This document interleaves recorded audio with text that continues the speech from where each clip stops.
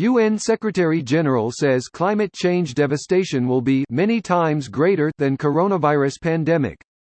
Here's a summary of the article.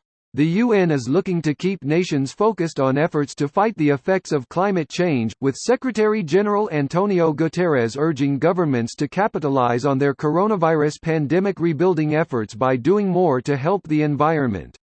The UN leader spoke Monday during a virtual forum of small island states, where he said the devastation being caused by the virus should remind world leaders that such consequences will be far worse if they retreat on efforts to address climate change.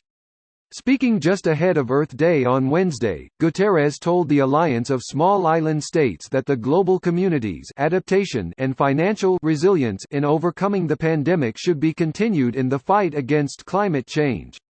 But, at the same time, let us not lose focus on climate change. The social and economic devastation caused by climate disruption will be many times greater than the current pandemic.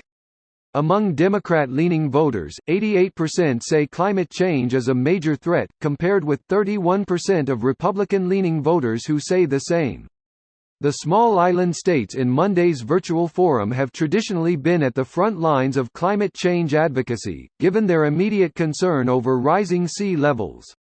The most unanimous response in the survey had 95% of respondents agreeing that international cooperation is essential to help fight climate change and health crises. This post received a score of 29,000, with an upvote ratio of 89%. Here are the top comments in response to this article. Yay, and how the world is handling this crisis currently does not bode well for how we work together in the future to combat climate change. It's my constitutional right to die during a 300 miles per hour hurricane. LMAO, people already do that. Hurricane parties in FL. I mean, to be fair, that is metal as fuck. To be FAAAIIIIIIRRR. 10 to 20 years from now, nobody could have possibly seen this coming. Quote, "Scientists are telling us since like 50 or so years that we are destroying Earth's climate and absolutely need to stop as soon as possible, and you know what? Every single time we get a headline like this, we react with a surprised Pikachu face for 2 minutes and then go on with business as usual. We will eventually get a vaccine for this virus. But once the Earth's climate reaches a point of no return, if it hasn't already happened, we, humanity plus most species, are fucked for good." Tipping points could happen very soon, just read it. It's well worth your time, and if you're not alarmed about where the climate's heading, this should wake you up real good. Basically, tipping points, if they happen, are impossible to stop. The climate will tip into something unknown to 100% of life on Earth, and it's not knowable if we'll survive it.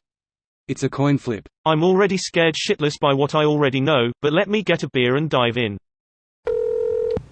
Obviously. And that is what we really need to reduce our economic activity for. But we have an economic system that won't let us stop producing more and more, even if a lot of it is just junk or trivial shit.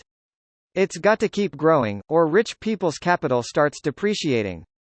So, as soon as this pandemic is over, it's all hands to the pump for perpetual growth. Until we come up with a better economic system. Which needs to be soon. The market is failing. It's a completely engineered system, pumped full of central bank money to keep financial capital inflated. I'm on the left, but I'm not necessarily against markets. They are a pretty efficient means of distributing goods, etc. I think most of us would be more than happy to vote for less production, if we had a system that could tolerate it, 'cause, as well as stopping fucking the planet we have to live on, it would mean less work. The whole system is just a fucking tangled mess. My country has gold reserves stored in a country on the other side of the planet which are currently on lease to other countries so they can use it as collateral to get loans. What the actual fuck? And that's actually relatively straightforward, being promises levered by gold. When you think about the many different forms of value we have created that are based on hunches of future promises, that's when things really start to get interesting. This video was automatically created by Reddit to speech. The article and comments in this video were selected from Reddit according to their upvotes, and any paraphrasing was performed by smmry.com, without any human intervention.